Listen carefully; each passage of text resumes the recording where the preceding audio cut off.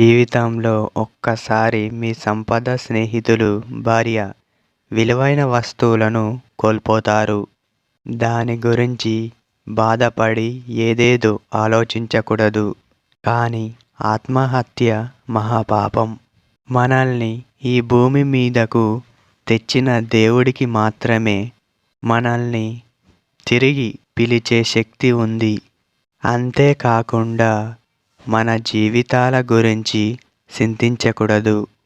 జీవితంలో ఎలాగైనా బతకొచ్చు. బతకాలనే ఆశ మాత్రం ఉండాలి. ఏ పనిలోనైనా ప్రిపరేషన్ లేకుండా హడావుడి చేయడం తప్ప. ప్రిపరేషన్ లేకపోతే మీ శ్రమ వృధా అవుతుంది. జీవితం అనే పరీక్షలో గెలిచేందుకు ఎప్పుడూ సిద్ధంగా ఉండాలి. అగ్ని, నీరు, మూర్ఖుడు, పాము, ధనిక, కుటుంబానికి దూరంగా ఉండండి. ఇవి మిమ్మల్ని చంపగలవు.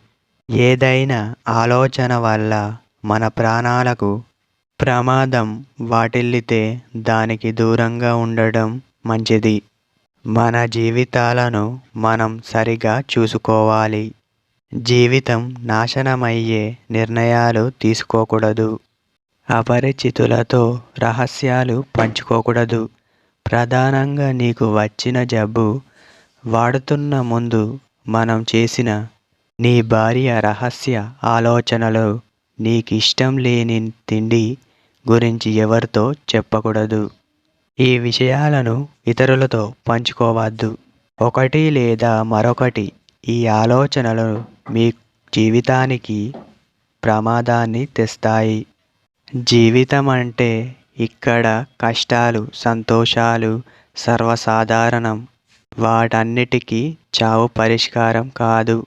కొన్నిసార్లు ఇతర వ్యక్తులు మన జీవితంలో ప్రమాదం తీసుకురావడానికి ప్రయత్నిస్తారు. అటువంటి పరిస్థితిలో జాగ్రత్తగా నడవడం మంచిది. ఆనందంగా జీవించాలి. ఇతరులతో పోల్చుకోకూడదు. కష్టాలతో పోరాడాలి. పాటిస్తే జీవితం విజయం ఖచ్చితంగా వస్తుంది. గెలుపు కాస్త లేటుగా వచ్చినా రావడం మాత్రం పక్కా. అందుకే ఎప్పుడూ వెనకడుగు వేయకూడదు.